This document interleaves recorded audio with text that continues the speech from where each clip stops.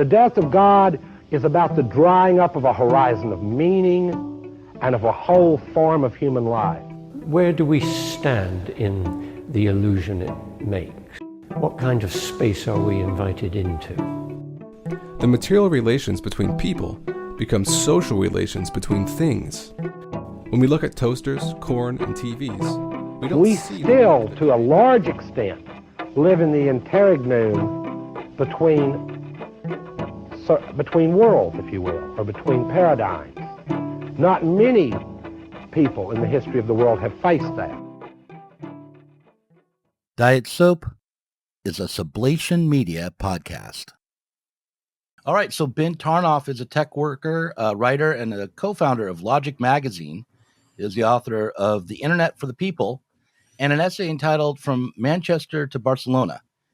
He has written for the New York Times, The Guardian, The New Republic, and Jacobin. Ben, welcome to the Diet Soap podcast. Hey, thanks so much for having me. Yeah, thanks for coming on. I'm eager to talk to you about your book because not only am I interested in the internet, I'm also, as you might know, interested in understanding capitalism and how it's functioning through our digital economy today. I want to start by asking you about some of the ideas in your essay From Manchester to Barcelona. You are kind of taking aim at the techno-utopianism and cyber-libertarianism and Californian ideology that used to shape our understanding of the internet, even as you are critiquing attempts to overcome that ideology that are happening today, or the way in which we're becoming more skeptical and the limits to our skepticism today. I want to ask just, when we think about the California ideology, which thought that the internet could be liberatory, on what basis do we think that has gone wrong? And in other words, like there's this idea from just the beginning of modernity that that we should have a society based on equal participation, equality before the law, the holding of universal rights, free speech and free association. And to some extent, the California ideology is just saying, well, if we have the technical ability to freely associate on a wider scale, we will then be able to develop freedom more completely. So what is that ideology missing, and do we need to update our understanding of civil society as well?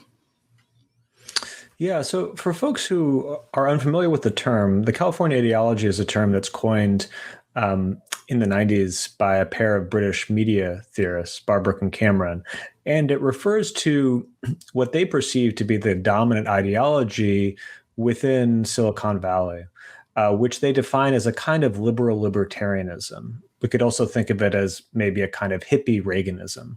If you think about folks who participated in the counterculture, or at least have a memory of the counterculture of the 60s and 70s, who then moved into the 80s, followed the kind of neoliberal shift to the right. And their politics by the time of the 1990s are somewhat paradoxical and somewhat complementary mashup, if you like, of those different eras, both the kind of cultural and political sensibilities.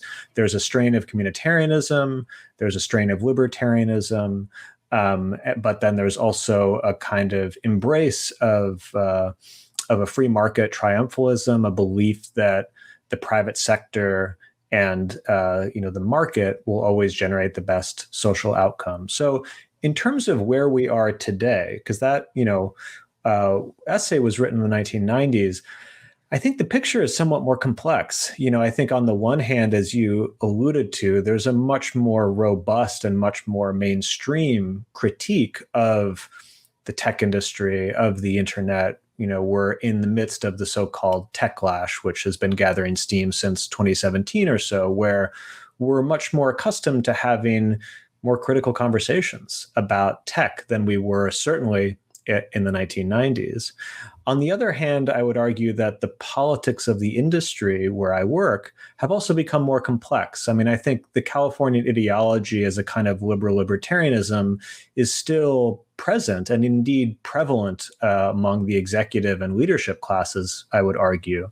But we've also seen the emergence of a constituency for more left-wing politics, particularly within the tech rank and file, and conversely for a kind of far-right and neo-fascist politics, both in the rank and file and among some of the leadership class. Peter Thiel comes to mind.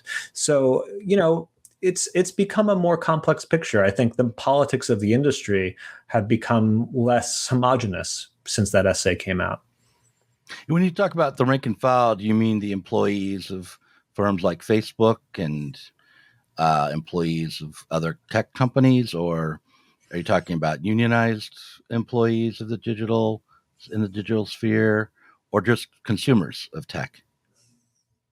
When I talk about the rank and file, it would be rank and file tech workers at firms like Google, but of course at a number of other firms. I mean, IT as a sector is obviously much larger than the majors.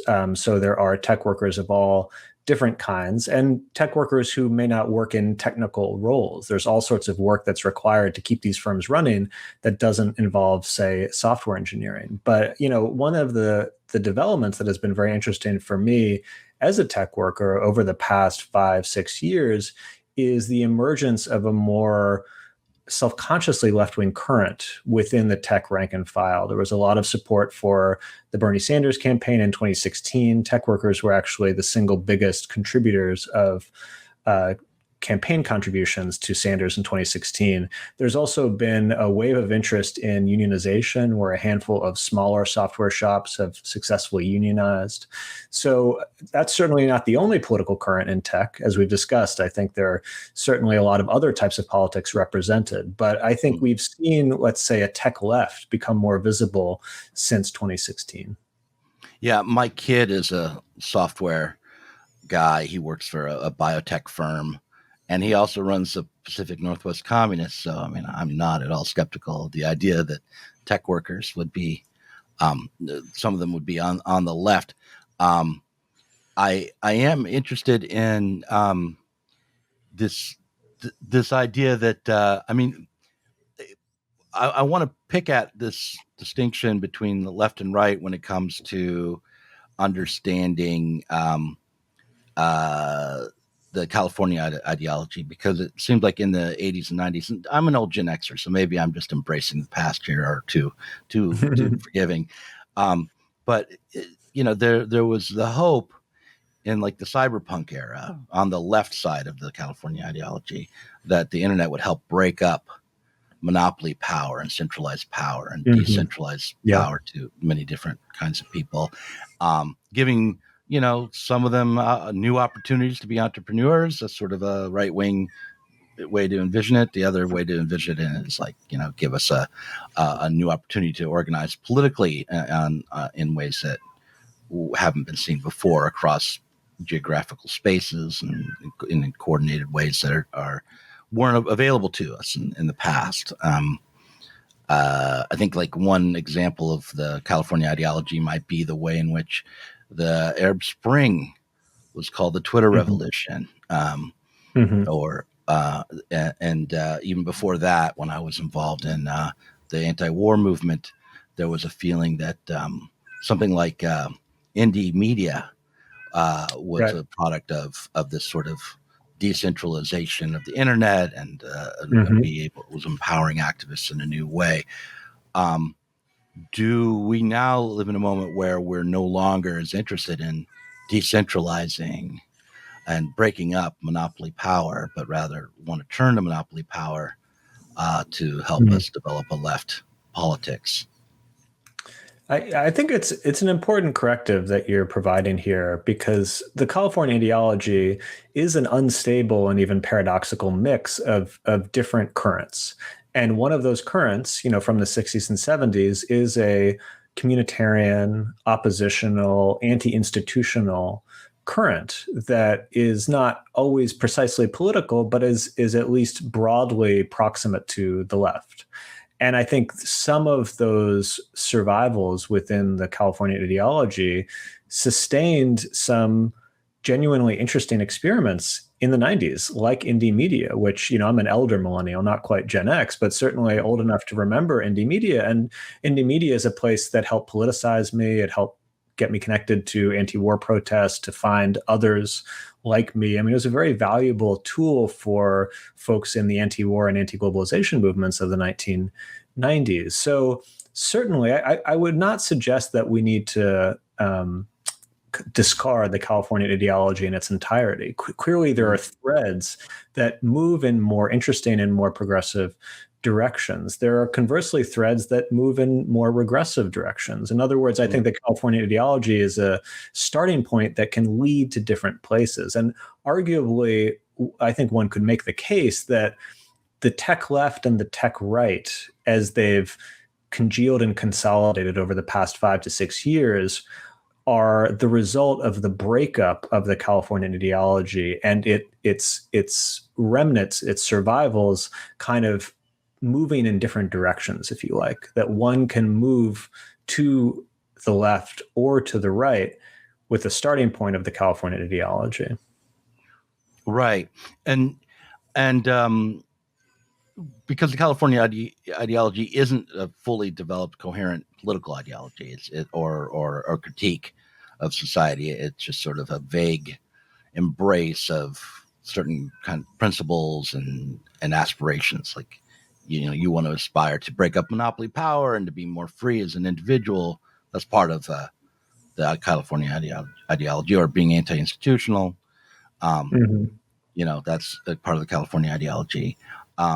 Before I left Zero Books, I was working with a guy named his internet and name is, and his name, in the community of cyberpunk and as an author, is Are You Serious? Ken Goffman is his real name. And he had written about, he was the editor of Mondo 2000. Do you remember Mondo 2000? Yeah.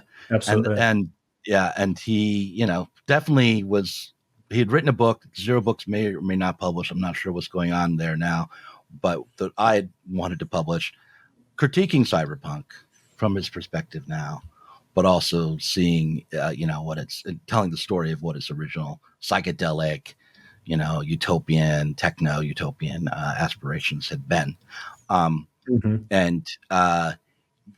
So what I guess I would want to hold on to from that is this notion that people collectively can dictate the terms of their society, both individually and collectively, not necessarily through some representative institution, but the sort of anarchist side of the California ideology. But what I'm wondering is, how do you see that that idea get turned into a right-wing version of itself? How did that develop? Yeah. Well, I think, cyberpunk, and we could say kind of hacker cultures of the 90s more broadly. I mean, I'm thinking, of course, also of 2600 and Frack, right, and, that whole era, I mean, which predate the 90s, of course.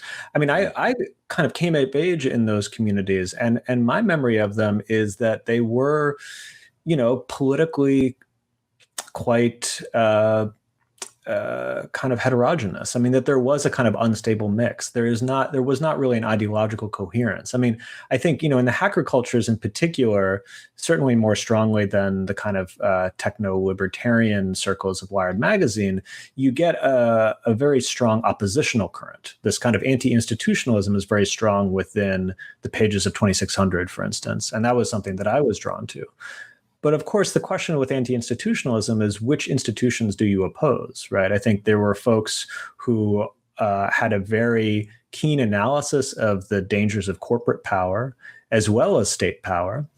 But there were others, and this is, I think, where the techno-libertarians come in, for whom corporate power was seen as something quite virtuous, in contrast to state power. In other words, they're one of the possible directions of that anti-institutionalism is to embrace the idea that the private sector, and the private sector alone, enables a liberation through technology because it's more flexible, more agile, more decentralized, more responsive than the public sector, which is here characterized as a kind of monolithic and old-fashioned and bureaucratic apparatus. And, a lot of people took that ideological path and also then happened to make a lot of money, in the dot-com boom. So it was, if you like, a kind of motivated reasoning. I mean, it was a convenient ideological frame for those who were hoping to cash in on the boom. But I think that's what I mean about the different possible directions those could take. And perhaps it's too strong to say that those techno-libertarians were really moving hard to the right, because if anything, we're talking more about a kind of neoliberal centrism. I think the new tech right that we've seen that is more explicitly neo-fascist, I think is in many ways quite different from that type of politics. I mean, it's in some ways quite anti-neoliberal, in fact. So I wouldn't put those two into the same category. But suffice to say, there are different political trajectories that are possible coming out of the California ideology, hacker cultures, cyberpunk of the 1990s. When you think about the movement from the sort of neoliberal California ideology, where the markets could do no wrong, and it's I can see why, if you're somebody who has like the very first internet provider I worked I signed up with. I didn't work with them. I just used their service. It was called Tech Books, and it was this little technical bookstore near the university, and they had some computers in their basement, and they had connected it to the internet, and you could sign up to get email and get access to the internet that way. And it was just one little company. And then they, after a while, I believe they were purchased by AOL eventually, or something like that. So they got consolidated, and it became part of a monopoly of internet providers, and now they're just completely gone. But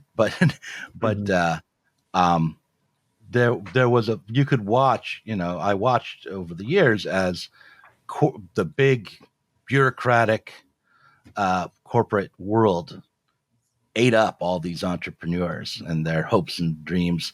Well, maybe on a personal level were realized as they sold out, and made some cash. But this notion that we would all be kind of liberated and the greatest conversations in the world and greatest art would all emerge from this diversity of IP providers and users got squished into social media platforms that dominated our thinking by their construction.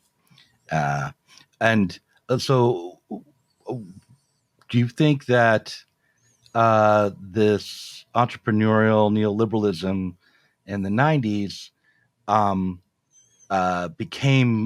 went further to the right as those people got disillusioned with the California ideology, that libertarian ideology, or and how did that process of moving from neoliberalism to like Bannonism occur?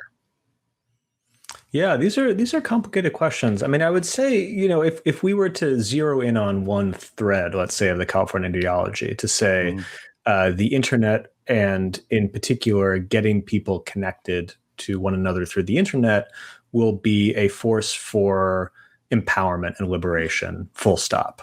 That is an idea that actually persists for quite a while. I mean, it certainly survives the dot-com bust in 2000, 2001. It's really the motivating ideology for firms like Google and Facebook and the whole category of platforms that develop out of the rubble of the dot-com bust. I would argue that it persists really until 2016, 2017, and the arrival of the so-called techlash, which signal, I think, a sharper, more sober, more critical view of the tech industry within mainstream media and through much of mainstream politics, which is in turn reflected by polling figures that show declining levels of trust among most Americans in the big tech firms. So I would argue that it's actually surprisingly long-lived, this article of faith that the internet will always and everywhere be a force for liberation. That the best thing to do is simply to get people connected, to let the private sector run the show, and to step back and wait for good things to happen. It's remarkable to me how long that idea managed to survive intact in the face of contradicting evidence. It seemed to really take the shock of the 2016 election, the shock of Brexit, among other things, for at least the mainstream media to adjust their perception of the tech industry. Yeah, before 2016, the big battles around the internet really had to do with net neutrality. I mean, the government was intervening. There was institutional pressure to alter the face of the internet, and it had been happening for quite a while. That the big corporate powers and the state were controlling the direction of the internet, but they weren't doing it in the name of progressive politics. They were doing it in the name of innovation and profit making, and they were doing it often behind closed doors. So you would have these little activists pushing for net neutrality up against Comcast, up against the phone company, and up against the state, and also the way in which the corporate sector and the state cooperated to develop the cellular technology that could provide us internet on our phones, that happened in the early 2010s, really, and maybe a little bit before that. Also that happened kind of with big corporate deals and in the background without a lot of public outcry. And the fact that it coincided with the loss of net neutrality was mostly, not noticed because the cellular phones were regulated differently than the Wi-Fi or the broadband internet or dial-up was regulated. All that was put aside. But by the time 2016 came around, the idea, this vision of kind of a diversified, decentralized internet was already long dead. And you're talking about regulating big monopoly tech companies and worrying about how they were influencing the discourse, right? I'm just commenting, but I'll give you a chance to comment back on that. Yeah, I mean, certainly by the time the techlash arrives, the markets of the internet, both when it comes to, the telecoms and the ISPs, and further up the stack among the so-called platforms, have become intensely concentrated. Public policy for decades has been pushing in that direction. We have a number of deregulatory moves in the 1990s, in particular, the Telecommunications Act of 1996, a number of moves, particularly under the George W. Bush era FCC, that enabled this massive consolidation wave in the ISP market, such that there are now only 4 companies in the United States that control 76% of internet subscriptions. So certainly, by the time the mainstream discourse started to have a somewhat more sophisticated conversation about the internet, things were, if not too late, had gotten pretty bad. And arguably, things had to get that bad in order to raise the alarm more broadly. Of course, hackers in the 90s, activists, scholars had been raising the alarm for a long time. So it's important to point out that there was certainly awareness of the different problems with the internet and their root causes, but that had trouble penetrating the mainstream conversation. And I think what you see in 2016, 2017 is the dam breaks. For a number of reasons. And you have these high profile scandals like Cambridge Analytica that just make it possible to have different kinds of conversations about the internet in public forum that you couldn't have earlier. Before Cambridge Analytica, I can say these words, I can talk. Before that, there had been a number of scandals involving Facebook running psychological experiments on their users. There was the Edward Snowden's revelations had come before that.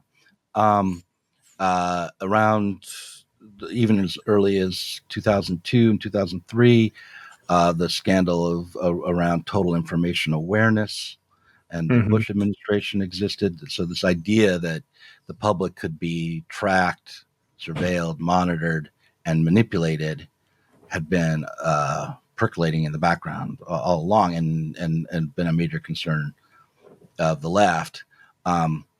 What was different about Cambridge Analytica, I think I said it, was that it was this manipulation of tech done by a group of political actors who were populists and right wing, and who were not already in the seats of power. They were agitators from the outside, and dangerous ones at that. So I don't want to sound like I'm defending that, but it seems to me that for that to be the moment where everyone really panics about the prospect of this kind of manipulation is interesting, because it was already existing, and had just been part of a war on terrorism that was also a war on the U.S. population and the world population before. So, do you think that we're more sophisticated about this, or do you think that it's more that now mainstream Democrats are concerned now? Right. Well, I think, you're raising a good question, which is, why did it take so long when we have so many examples? The Snowden disclosures were massive and did make a big impact, but it didn't seem to shift the conversation about technology in nearly the same way that it shifted in 2016, 2017, 2018. And I think, there's clearly a prehistory of the techlash. Clearly, I think it's evident to me that without those prior scandals, those prior disclosures, the techlash itself couldn't have happened. I think you had to prepare the ground for it. So it wasn't the first time that people had considered the possibility of, say, mass surveillance through the internet. But there was an inflection point. And I think, the easiest answer, which may in fact be the correct one, is simply that the mainstream media needed to find an explanation for Trump's surprising victory in 2016. And the one that was ready to hand, which was indeed provided by Democratic operatives, was that Russian influence operations conducted on Facebook and elsewhere were decisive in securing Trump's victory. Now, we know from the research that they were not decisive, that they really did not make any significant, or at least statistically significant, difference to the result. They did, of course, exist, but they were nowhere near as consequential as they were made out to be. But nonetheless, I think that is what opened this thread of inquiry, where one question kind of beget another, and within 1 to 2 years, the media was digging into all sorts of things that the tech industry was doing. I think the other thing to keep in mind here is that the big papers in particular just hired a lot more tech reporters after 2016.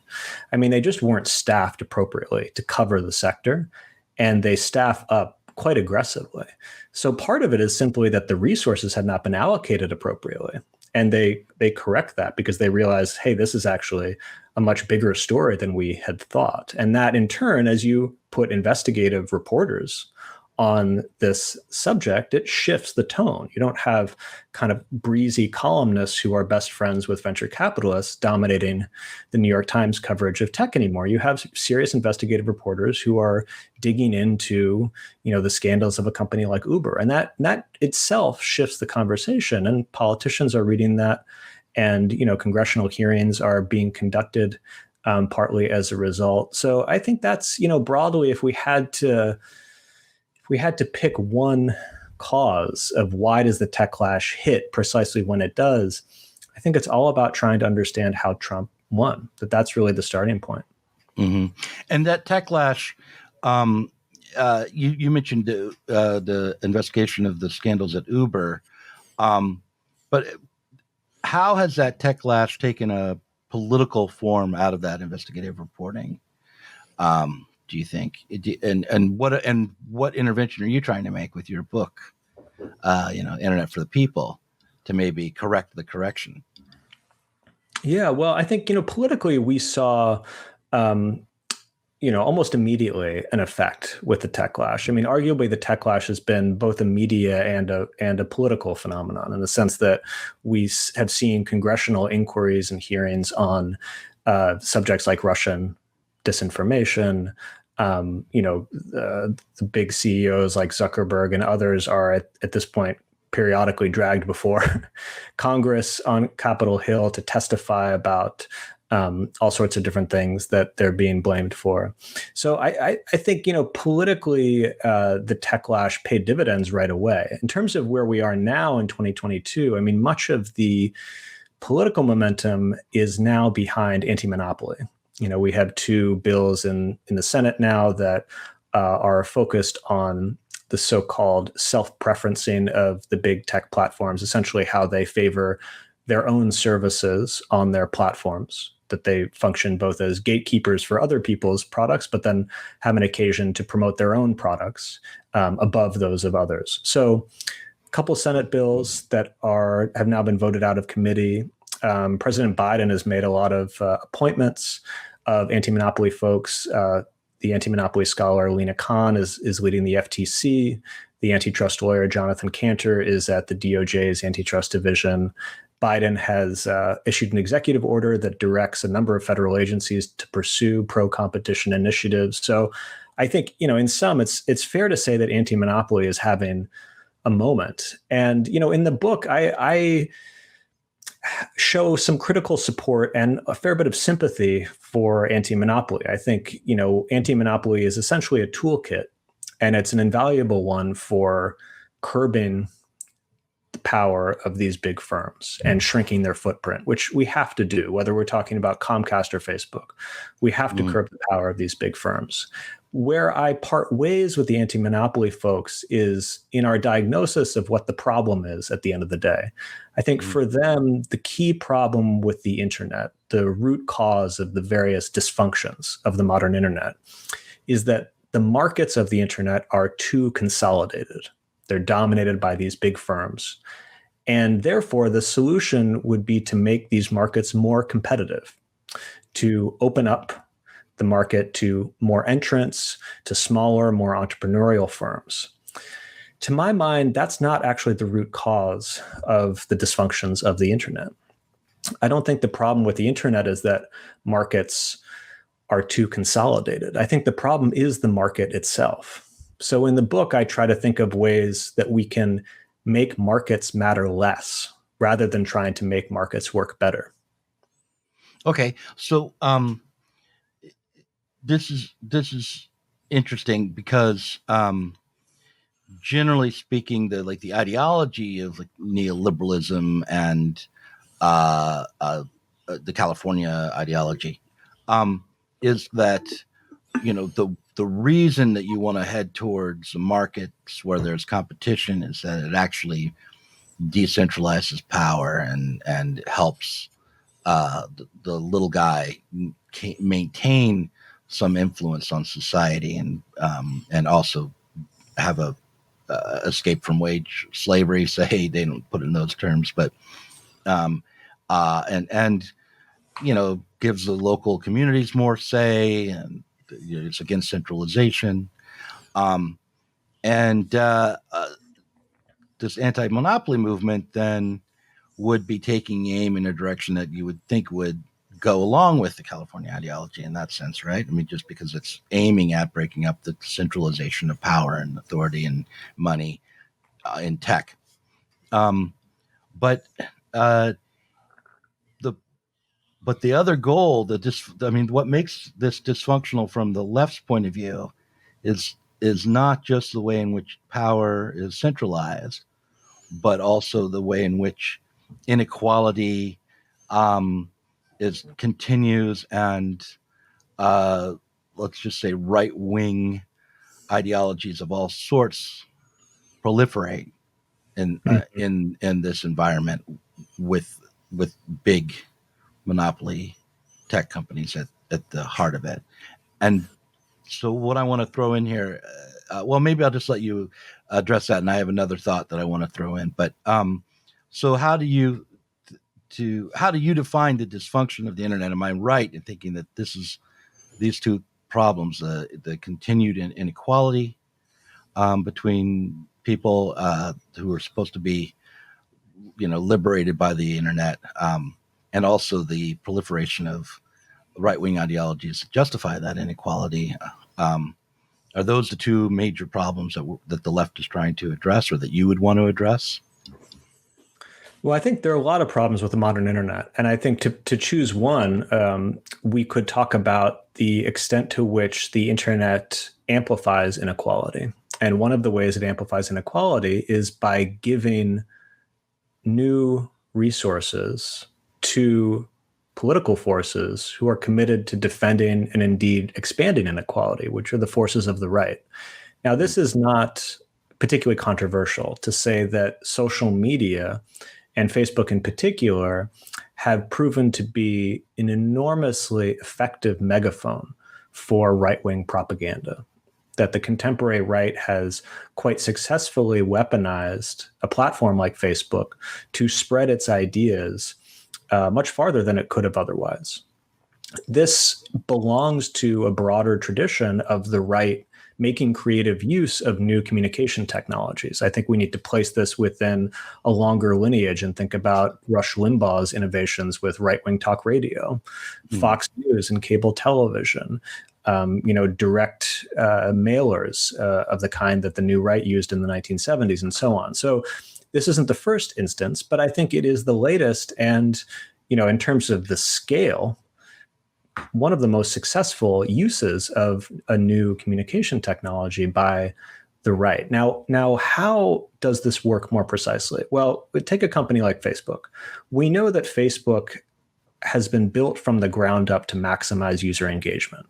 Because Facebook's business model is to sell so-called targeted advertising, it has every incentive to keep you on its platform for as long as possible so that it can manufacture as much data about you as possible, which it can then monetize through the sale of targeted advertising. Now, to bring this back to the question of competition, that imperative to maximize user engagement at all costs actually came out of an era of relatively greater competition. It came out of an era when Facebook was, in fact, a startup, a smaller company that was trying to grow as fast as possible, trying to grow as much market share as possible. And that is what motivated this imperative to maximize user engagement at all costs. So I think that presents a certain problem for the anti-monopoly folks, because if one of the most destructive practices of the modern internet, this emphasis on user engagement, came out of an era of competition, then how would making the markets of the internet more competitive solve that problem? In other words, there's a kind of leap of faith here for the anti-monopoly folks that creating more competition will automatically generate better social outcomes. But I think the mechanism when it comes to the internet is often not specified. And I think in many cases, competition could very well make the internet worse. A world with 10 Facebooks may not be a world in which, for instance, right-wing propaganda proliferates any less widely than it does today on social media. Okay, so there's two thoughts that come to mind, but I'm gonna put one off for a second and go back to my the earlier thought that I wanted to follow up with, and it does turn out that I can follow up based on your answer. When I think about my own career on the internet and the way the left operates on the internet, and maybe the Bernie Sanders moment on the internet, I have to think that the monopoly power of Google and Facebook, the centralization, their command of attention, all of these things presented opportunities that would not have been there for me as an individual if the internet had stayed as decentralized as it had been in the 90s. Because it was this weird combination of being able to be given a platform that could reach billions or millions and millions, and that I could then enter in with almost no barrier of entry to compete within, So it didn't mean that So the entrepreneurialism stayed, but it stayed within the context of competing inside of a monopoly capitalist institution, especially on YouTube, for example. But also just in terms on Facebook as well. There were, especially at first, there was a feeling that like every industry was going to get on board with Facebook and use it as it's better than television, to advertise and such. So it did seem, and it seems to me that that what gives people who are not in the mainstream, who do not already have institutional power, some new opportunities is the very monopolization of power in the tech industry. And I do wonder, like, if the Sanders campaign would have done as well as it did without the same mechanisms that are responsible for the far right's sudden ability to reach beyond its core, its marginal position before. I mean, given that it was marginal before, I'm not sure, but so anyway, I'll leave it there. Yeah, I think that's a good point, which is that, for those of us on the left, I mean, let's remember the era of the 90s, right? We've been talking about indie media. One of the motivations for indie media and for kind of left media projects more widely was the perception that we were not going to get a fair hearing in the mainstream media, that we had to build our own institutions, and the internet provided a way to do so. And certainly these days, in the era of the platforms, Twitter has become a way for people to find left-wing politics, to build various forms of community with one another, hopefully community that goes offline as well, because it's probably not the healthiest to only have that community online, but nonetheless to find real political alternatives and to consolidate new political identities that would not have been possible in an era of only traditional media. It's very difficult for this type of thinking, social democratic or socialist thinking, to get a hearing in the pages of the New York Times or on CNN.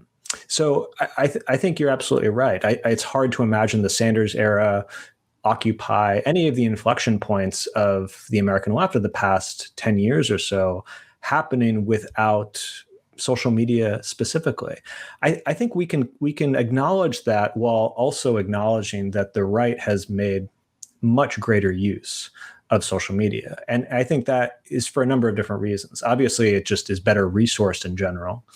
It has this wider media ecosystem. I mean, often what makes the right so effective online is that it can leverage venues like Fox News and right-wing talk radio, that there's this trading up the chain, if you like, of content that can percolate up through the internet, get onto cable news, come back to the internet, and so on. So they have more infrastructure, as we know. They have more money.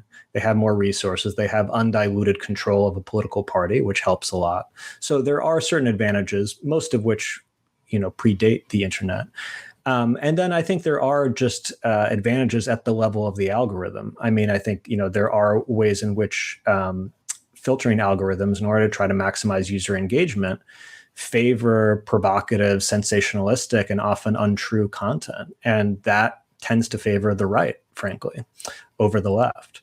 So I think it's true that it's opened the playing field, if you like, but the playing field remains quite tilted. And I think we can also think of ways in which we could develop online services that reduce and mitigate some of these advantages of the right without depriving us, the left, the ability to reach a wider audience. I think there's no reason that we need to surrender our informational environments to these monolithic walled gardens. There are ways to create large online communities without concentrating them within the walls, if you like, of these corporate enclosures.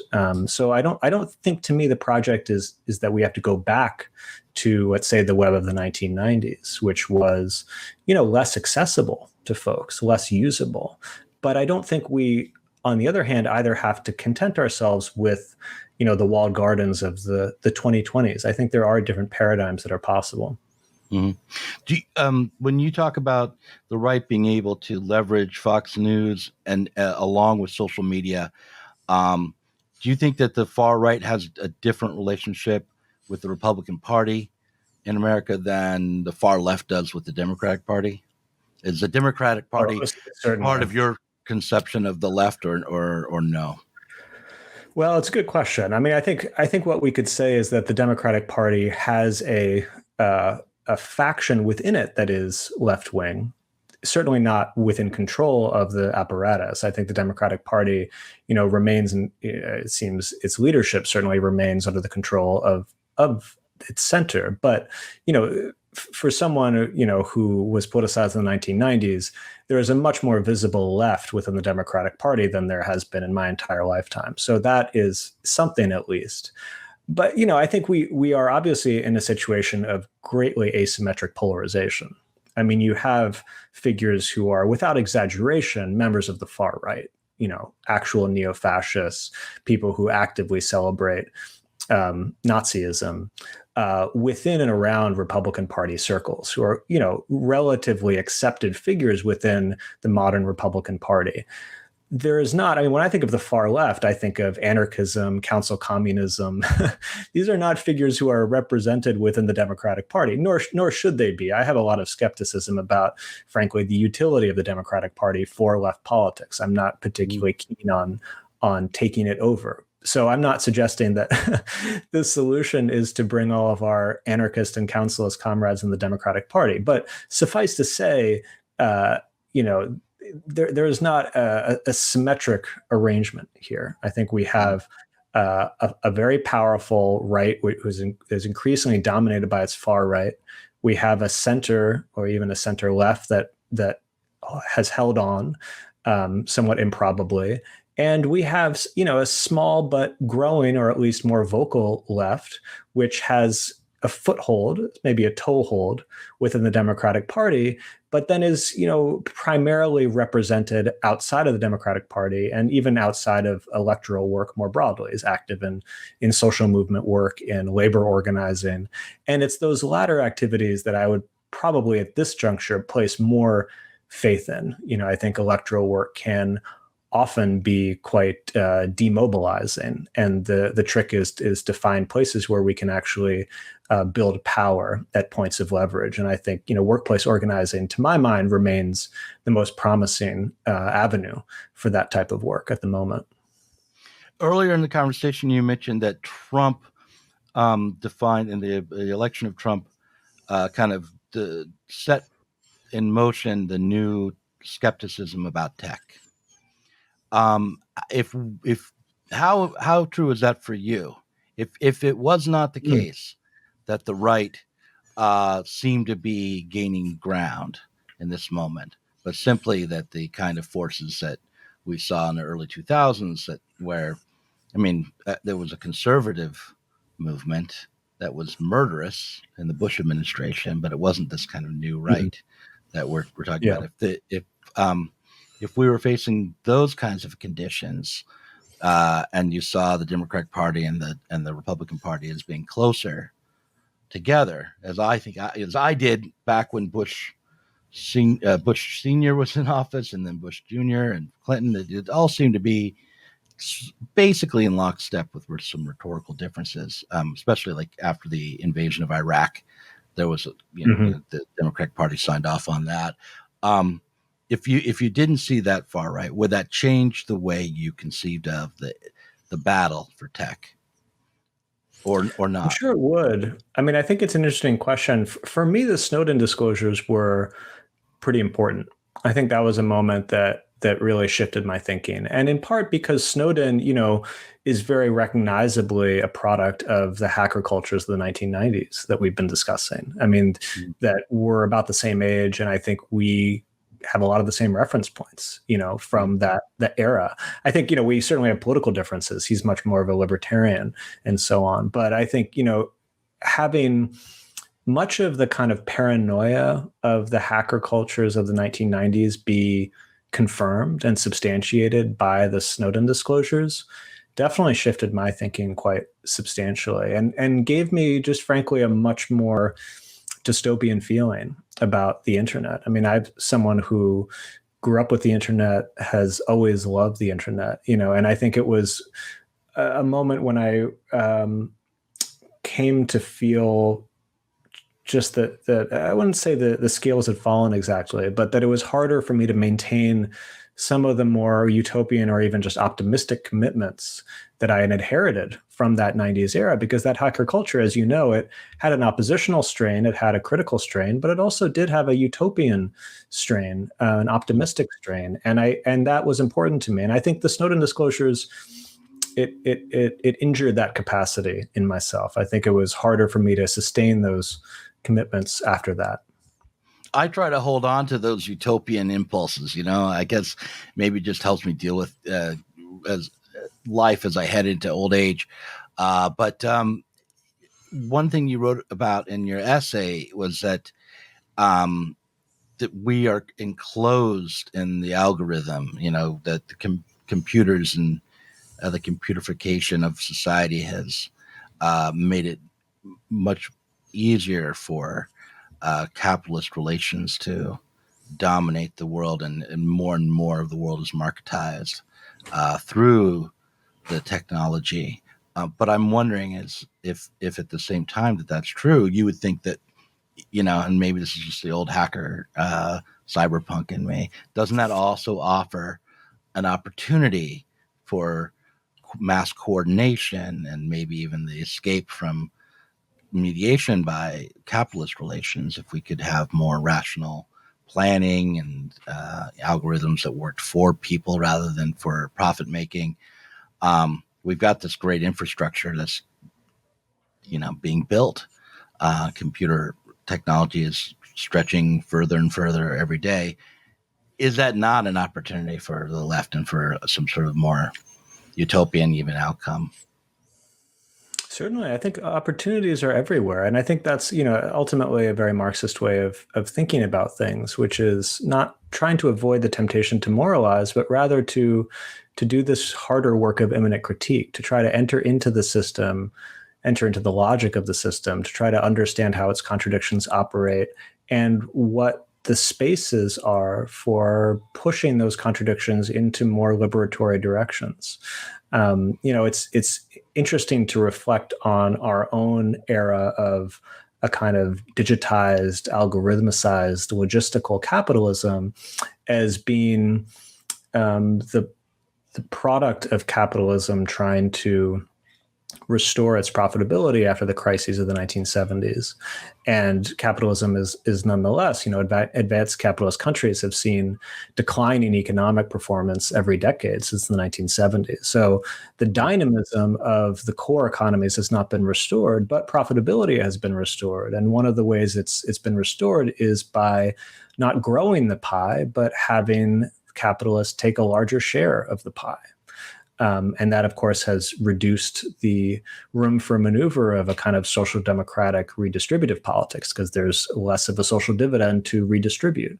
But one of the ways in which that control over larger portions of the pie, if you like, has been secured is through the use of software, is through the use of computers, and computers that coordinate the supply chains that move production around the world, the financial markets that coordinate the flow of capital around the world, up into our own era of, if you think about algorithmic management coordinating the labor of a Uber driver or an overseas call center worker, and so on.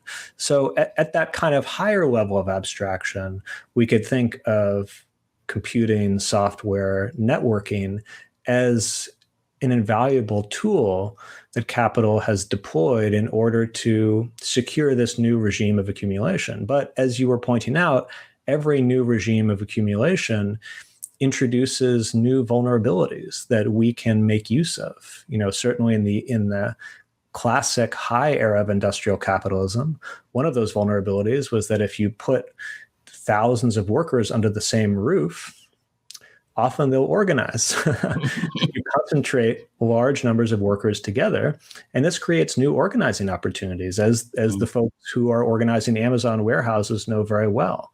In our own era, there are new choke points, new points of leverage, new new vulnerabilities that we can make use of. So it's always really just about trying to map the territory and to understand, where the new lines of approach can be developed. So how has the reaction been to your book? It's out now, right? It is. People buying it, reading it, getting good reviews, all that kind of thing. I think so. Yeah. I mean, it's been fun. I mean, as you know, it's a bit strange to have a book come out because the timing of publishing is such that you finish a book and then it comes out a year later. So by the time people are ready to talk to you about it, you kind of forgot about it. So right. It's obviously a great privilege to be able to talk to people about it and to have people interested in the ideas. But I have had to kind of acclimate myself to what the book is about in order to be able to speak about it. But it's been great. It's great. Yeah. It's great to get people to talk about the internet. Frankly, it's like cool that people are up for having that discussion, because my fear is always that people will find the internet boring, or they spend so much time on it. That's not what they want to think about when they sit down to read a book at the end of the day. So I've been very grateful that folks have been up for that conversation. You need to talk to boomers and Gen Xers who still find it all very confusing. And then as a novelist, I've had the experience of people asking me questions about my book, and I had forgotten the names of my own characters and had to be reminded who was who in my own book. Thank God for readers. Hopefully readers read it more closely than we do. All right. Listen, I'm going to end it here, but thank you very much for coming on. I'll put this out next week, and I appreciate you taking the time.